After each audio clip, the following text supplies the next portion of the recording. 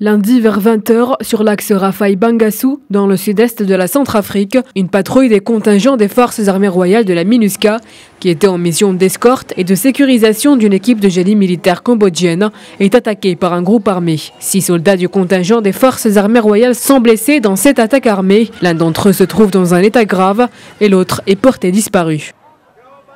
La mission des Nations Unies a envoyé un hélicoptère et des troupes supplémentaires pour assurer la sécurité dans la région et rechercher les casques bleus disparus. Les blessés ont été évacués à Bangui et reçoivent l'aide médicale nécessaire. La mission de l'ONU est en étroite coordination avec les autorités de la République centrafricaine pour s'assurer que les auteurs de cette attaque soient traduits devant la justice.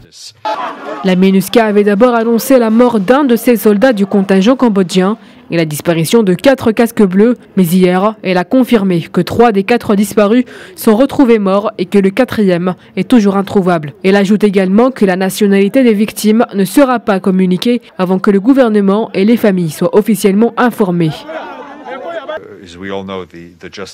Nous savons tous que le système judiciaire de la République centrafricaine est sous pression.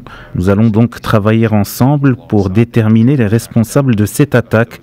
8 éléments du groupe anti-Balaka ont été tués dans un échange de coups de feu. Ils semblent être à l'origine de l'attaque sur ce convoi.